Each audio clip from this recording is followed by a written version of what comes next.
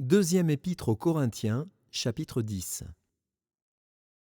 Moi, Paul, je vous prie, par la douceur et la bonté de Christ, moi, humble d'apparence quand je suis au milieu de vous, et plein de hardiesse à votre égard quand je suis éloigné.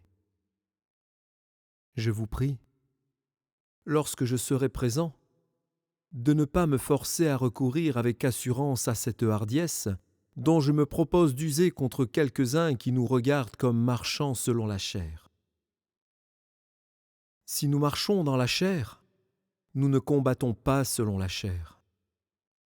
Car les armes avec lesquelles nous combattons ne sont pas charnelles, mais elles sont puissantes, par la vertu de Dieu, pour renverser des forteresses.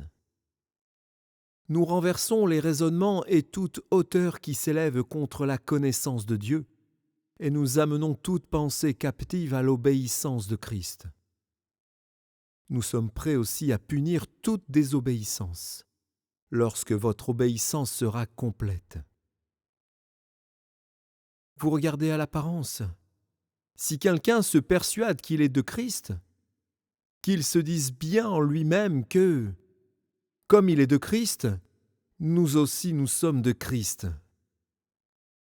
Et même si je me glorifiais un peu trop de l'autorité que le Seigneur nous a donnée pour votre édification et non pour votre destruction, je ne saurais en avoir honte, afin que je ne paraisse pas vouloir vous intimider par mes lettres.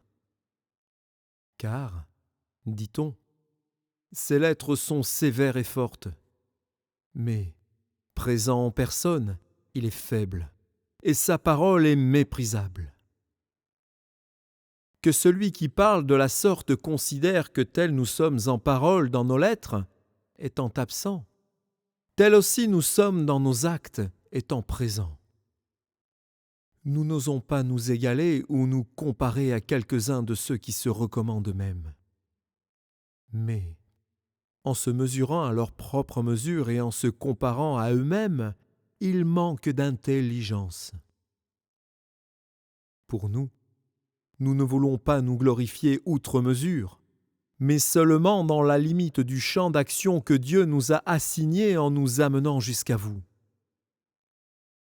Nous ne dépassons point nos limites, comme si nous n'étions pas venus jusqu'à vous, car c'est bien jusqu'à vous que nous sommes arrivés avec l'Évangile de Christ.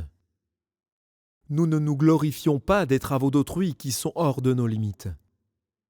Mais nous avons l'espérance, si votre foi augmente, de devenir encore plus grand parmi vous, dans notre propre domaine, en évangélisant les contrées situées au-delà de chez vous, au lieu de nous glorifier de ce qui a déjà été fait dans le domaine des autres. Que celui qui se glorifie dans le Seigneur. Car ce n'est pas celui qui se recommande lui-même qui est approuvé, c'est celui que le Seigneur recommande.